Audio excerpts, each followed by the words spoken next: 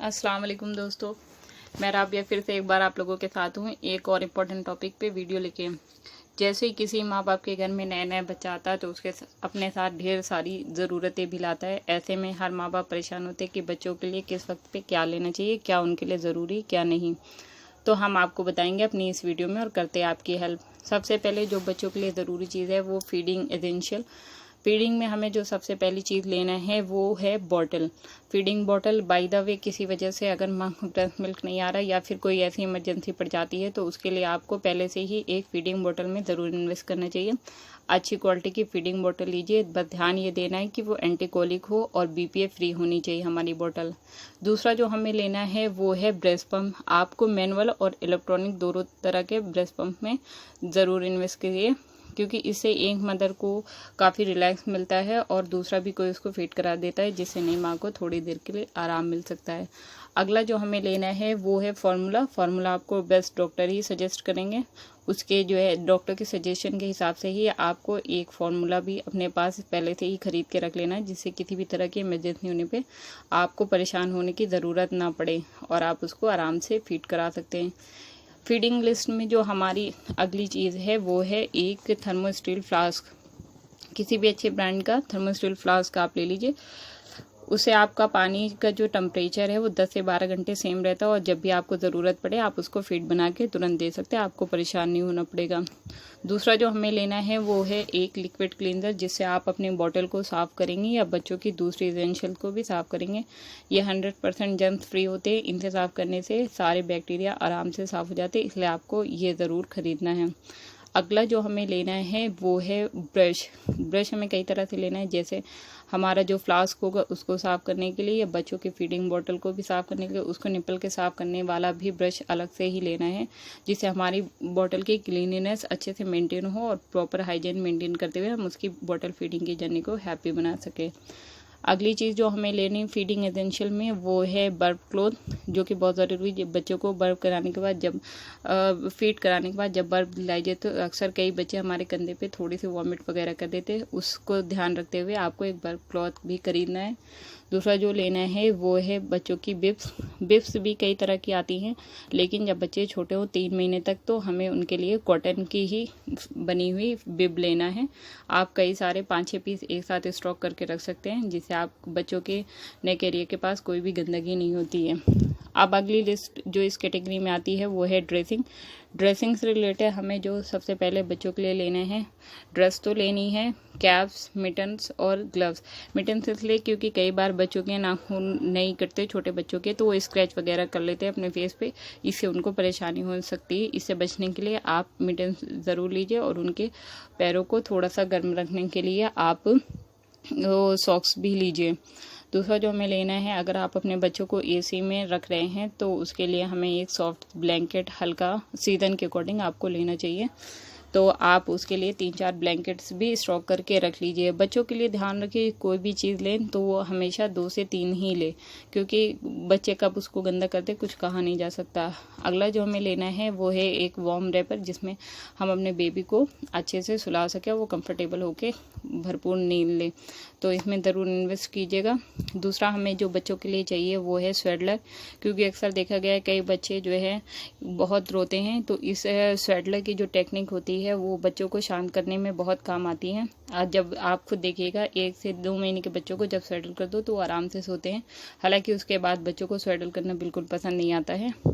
तीसरा इस लिस्ट में जो नाम है वो है डाइपरिंग कैटेगरी में जो हमें चाहिए वो है सबसे पहले नेपीज़। तो कोशिश करिए कि शुरुआत के 15 दिन बेबी को कॉटन नेपीज़ में ही रखा जाए, क्योंकि छोटे बच्चे 1-1 मिनट में पी करते हैं, तो इससे आप कॉटन की नेपी ले उसको अच्छे से वॉश करके धूप में सुखाने के बाद फिर से यूज़ कर सकते हैं। हाँ, उसके बाद जो है आप डायपर यूज़ कर सकते हैं, क्योंकि छोटे बच्चों की स्किन बहुत सेंसिटिव होती है, इसलिए। दूसरा जो हमें चाहिए वो है वेट वाइप्स आप किसी भी ब्रांड का ले सकते हैं। मैंने पैम्पर्स का यूज़ किया था और मुझे इसके बहुत अच्छे रिजल्ट देखने को मिले, तो आप इसमें ज़रूर इन्वेस्ट करिए, क्योंकि जब भी बच्चा पी या पूप कर दे तो आप उसको क्लीन करने के बाद ही दोबारा नई नैपी पहनाइए, अदरवाइज ऐसे नहीं, उसको इन्फेक्शन या रैशेज वगैरह हो सकते हैं, क्योंकि बच्चों की स्किन बहुत सेंसिटिव होती है। आपको एक चेंजिंग मैट भी खरीदना है जब आप बच्चे का डायपर चेंज करें, जिससे आपकी बेड वगैरह में कुछ गंदगी ना हो, इसलिए चेंजिंग मैट में भी ज़रूर इन्वेस्ट कीजिए।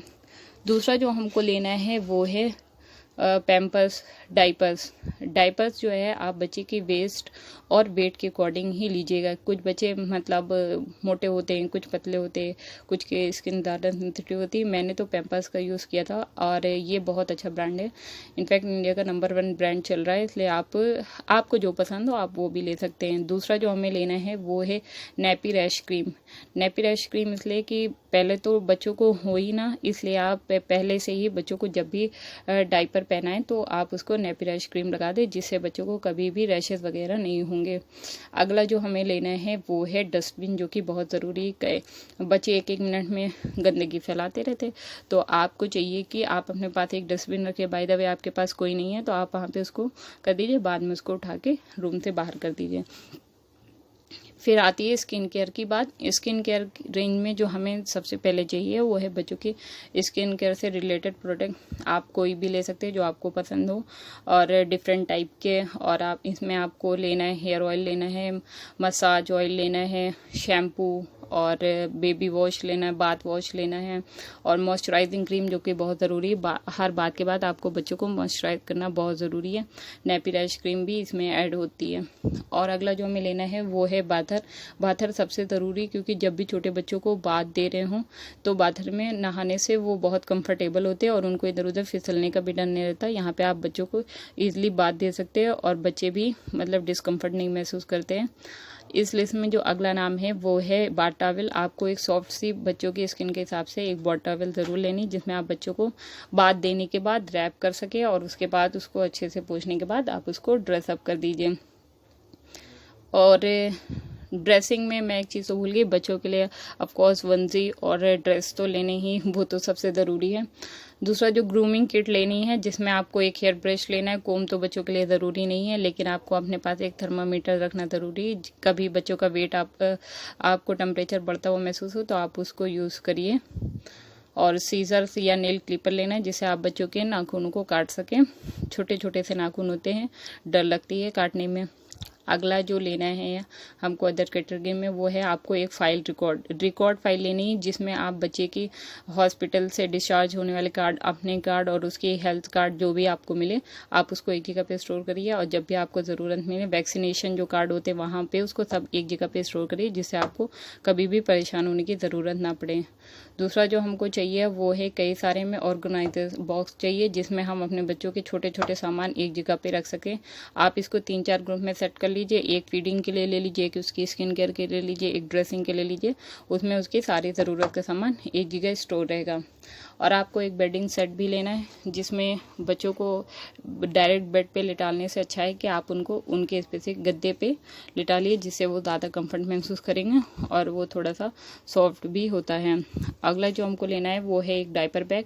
आप एक डायपर बैग में ज़रूर इन्वेस्ट कीजिए, क्योंकि आपको कहीं भी बाय द वे बच्चों को लेके जाना है तो उसमें बच्चों की ज़रूरत का सारा सामान आ जाता है। आप बॉटल रख सकते हैं, मिल्क स्टोर करके रख सकते हैं, पाउडर और बच्चों के कपड़े वगैरह, जो भी छोटी छोटी चीज़ें इधर उधर गुम हो जाती हैं तो डायपर बैग में रखने से आपको एक जगह पे एक सारी चीज़ें मिल जाएंगी। इस लिस्ट में जो सबसे लास्ट चीज़ है वो है मस्कीटो नेट। वो तो आपको 100% लेनी है, क्योंकि मच्छर कभी भी कहीं से भी आके बच्चों को काट सकते हैं और वो हमारे बच्चों को बीमार भी कर सकते हैं। ऐसे में हमको बिल्कुल रिस्क नहीं लेना। एक मस्कीटो नेट ज़रूर लेना है, जिससे हमारे बच्चे कंफर्टेबल होकर सो सकें। तो ये थी कुछ छोटी छोटी चीज़ें जो मैंने खुद यूज़ करी और आप लोगों से अपना एक्सपीरियंस शेयर किया। तो होप को आपको मेरी छोटी सी ये वीडियो पसंद आई।